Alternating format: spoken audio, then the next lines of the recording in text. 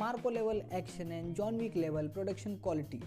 ऐसी एक मूवी आज के दिन फाइनली थिएटर्स में रिलीज हो चुकी है जिसका कि नाम है फतेह, स्टारिंग सोनू सूद। और एक और खास बात इस मूवी से रिलेटेड की दिया, इस मूवी को direct, produce, writing and act, ये सारी चीज़ें भी है सोनू सूद खुद कर रहे हैं। और जिस हिसाब से भी है इन्होंने सारी चीज़ों का जिम्मा अपने ऊपर उठाया है, तो वो कहीं ना कहीं इस मूवी के अंदर साफ साफ झलकते हुए हमें नज़र आता है कि क्या एफर्ट्स इसके अंदर सोनू सूद ने लगाए होंगे। और खास करके जिस minimum budget higher production quality हमें देखने मिलती है, यानी कि 20 करोड़ के बजट में जो एक लेवल एक टच करती है, तो समझ लो ये कि बॉलीवुड के लिए भी ये एक अचीवमेंट कह सकते हैं। और बॉलीवुड को इस मूवी से शायद सीख भी लेनी चाहिए कि मूवी बनाने के लिए पैसे की ज़रूरत नहीं होती है, पैसा कमाने के लिए भी मन की ज़रूरत होती है कि पैसा लगाओ लेकिन मन भी लगाओ कि किस हिसाब से इस मूवी को हमें एग्जीक्यूट करना है, किस हिसाब से इसको इस स्टोरी को प्रेजेंट करना है। वो सारी चीज़ें खास करके भी एक मूवी में मेकिंग में काफ़ी ज़्यादा इंपॉर्टेंट रोल अदा करती है। बाकी अगर इसकी स्टोरी लाइन की अगर मैं बात करना चाहूँ तो ये मूवी एक स्कैम से रिलेटेड पूरा, मतलब जितने भी आज के टाइम में प्रेजेंट टाइम में जो स्कैम्स चल रहे हैं, जो हालात हैं अपने देश के,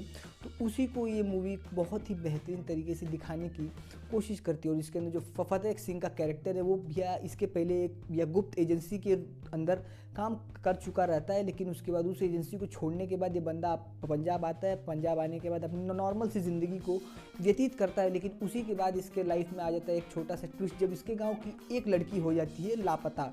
अब वो लापता क्यों होती वो तो भैया इस मूवी के अंदर ही हमें देखने में मिलने वाला है, जो कि आपको स्पॉइलर नहीं देना चाहता हूँ। तो वो हो जाती है लापता, फिर उसको खोजने के लिए भैया सोनू सूद अपने ओजी अवतार में आते हैं, जो कि भैया उन्होंने ये सारे काम को छोड़ दिया रहता है, लेकिन उस एक केस को हैंडल करने के लिए भैया सोनू सूद अपने ओजी अवतार में आते हैं। उसके बाद जो स्टार्टिंग में थोड़ा सा एक्शन दिखाने के बाद जो हल्का सा बिल्डअप दिया गया, उसके बाद पूरी स्टोरी लाइन भैया समझ लो कि 3 घंटे के अंदर की ये मूवी है प्रॉपर। और उसके अंदर समझ लो कि इसका जो फर्स्ट हाफ है भैया वो समझ लो कि स्टोरी बिल्डअप में चले जाता है, पूरा का पूरा बिल्डअप होता है कि क्या हो रहा है, क्यों हो रहा है, किस वजह से हो रहा है। उसी में भैया इंट्रोडक्शन होता है भैया अपनी जैकलिन फर्नांडिस का कैरेक्टर, जो कि एक प्रॉपर हैकर इसके अंदर हमें इंट्रोड्यूस की जाती है, जो कि एक टॉप लेवल की हैकर भैया इसके अंदर है, तो वो इंट्रोड्यूस की जाती है। फिर उसके अंदर पूरी स्टोरी पेस्टिंग चलती रहती, थोड़ा सा लव, थोड़ा सा मतलब सिस्टम ऐसा हो जाता है कि भैया क्या पता कैसे इन लोग में प्यार हो जाता है जैकलिन सोनू सूद में। उसके बाद फिर वो बिल्डअप चलता रहता है, फिर उसका जो फर्स्ट हाफ तो समझ लो कैसे भी करके ख़त्म हो जाता है, लेकिन उसके बाद जो सेकंड हाफ का आधा हाफ ख़त्म होने के बाद जो एक्शन सीन्स इसके अंदर चालू हो जाते हैं, वैसे ये नहीं कि इसके फर्स्ट हाफ में थोड़े बहुत भी एक्शन नहीं है, लेकिन वो ऐसे एक्शन थे कि मतलब शुरू हुए ख़त्म हो गए, शुरू हुए ख़त्म हो गए। लेकिन जो मेन ब्रूटल या फिर जो एक्सपेक्टेशन जो हमने ट्रेलर में और टीजर को देख के जज करके भैया वो देखने गए थे, वो एक्शन समझ लो एक नेक्स्ट लेवल पे चालू होता है। उसके बाद जब वो एक्शन धड़ाधड़ चलना चालू होता है, तो वो देखने के बाद कहीं ना कहीं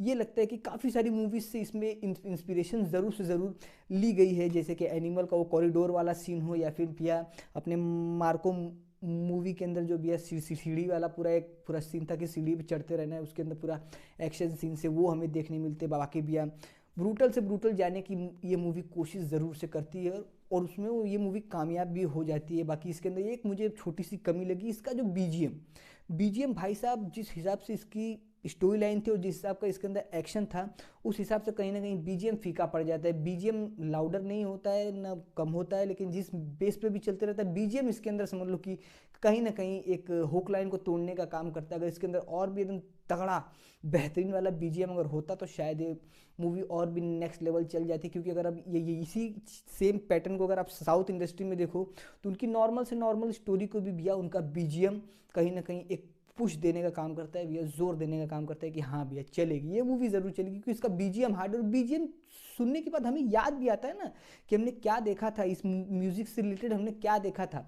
तो वो चीज़ें कहीं ना कहीं इसके अंदर मिसिंग थी। बाकी जो इसके अंदर भैया मेन लीड विलन यानी कि अपने नसीरुद्दीन शाह एंड विजय राज का जो कैरेक्टर है, वो जिस हिसाब से लिखा गया है, तो समझ लो कहीं ना कहीं मतलब थोड़ा सा फीका पड़ जाता है। उतना एक हायर एक्सपेक्टेशन वाली विलन इसके अंदर हमें देखने नहीं मिलती कि भैया क्या तोड़ देगा फोड़ देगा। एक नॉर्मल सा विलन है जो कि भैया एक कोने रख के अपना पूरा बोल बचन दे रहा है, और खास करके इसके अंदर ट्विस्ट भी है, वो तो भैया आप मूवी देखोगे तो तब आपको खुद ही पता चल जाएगा। लेकिन ये है कि इतना जान जाओ कि विजय जो नसीरुद्दीन शाह का कैरेक्टर वो, और भैया अपने सोनू सूद, ये दोनों एक दूसरे को जानते हैं। अब उसके बाद आप अपने हिसाब से अंदाज़ा लगा लो कि क्या हमें इस मूवी के अंदर देखने मिलने वाले। बाकी अगर ओवरऑल इस मूवी की अगर मैं बात करना चाहूँ तो भैया एक्शन सीन्स चुम्मा है, कुछ बेटर करने की कोशिश की गई है जो कि कहीं ना कहीं इसके अंदर झलकता है, वो चीज़ें अच्छी हैं। बाकी डायलॉग्स भी एकदम भारी भरकम बेहतरीन बेहतरीन लिखे गए हैं। एक्शन सीन्स बवाल हैं।